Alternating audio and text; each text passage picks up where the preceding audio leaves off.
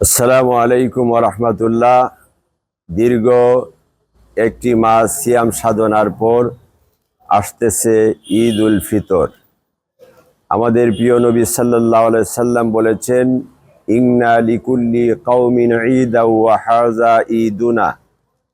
প্রত্যেকটি জাতির জন্যই আনন্দের দিন থাকে, আমাদের জন্য আনন্দের সেই দিন হচ্ছে ঈদ উল ফিতর এবং ঈদ উল আজহা। আলহামদুলিল্লাহ, দেশের বৃহত্তম ঈদের জামাত অনুষ্ঠিত হয় শোলাকিয়া ময়দানে। এটি যে শুধু বৃহত্তম, শুধু তাই নয়, সুপ্রাচীনও বটে। প্রায় ৩৫০ বৎসর ধরে এখানে ঈদের জামাত অনুষ্ঠিত হয়ে আসছে। যদিও ১৮২৮ সন থেকে বড় জামাতের প্রচলন এখানে হয়।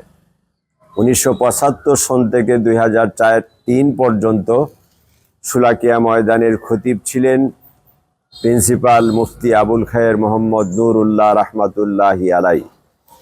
ওনার পর ২০০৪ থেকে ২০০৯ পর্যন্ত আমি দায়িত্ব পালন করি। ৪ জন জেলা প্রশাসকের অধীনে এই ৬ বছর আমি দায়িত্ব পালন করি, কোনো সমস্যা হয় নাই।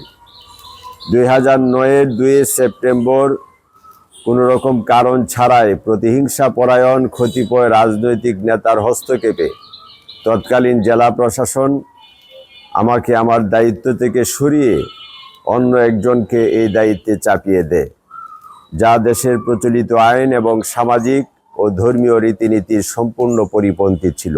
২৫ বছরের ওয়ারেন্টিযুক্ত দীর্ঘস্থায়ী দরজা প্রোটেক্টর, আধুনিক ও মজবুত দরজা, যার ফলে শোলাকিয়া অনেকাংশে তার ঐতিহ্য হারাতে বসেছিল।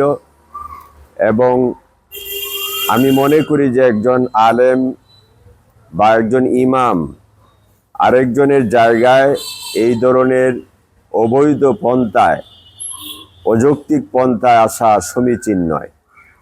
যাই হোক, আল্লাহ তাআলার অশেষ মেহেরবানিতে ২০০৯-এ আমাকে যে সরিয়ে দেওয়া হলো, দীর্ঘ ১৫ বছর পর ২০২৫-এর ২ মার্চ কিশোরগঞ্জ জেলা প্রশাসক, পুলিশ প্রশাসন, পৌর প্রশাসন, উপজেলা প্রশাসন এবং মুতাওয়াল্লির উপস্থিতিতে যৌথ সিদ্ধান্তে আমাকে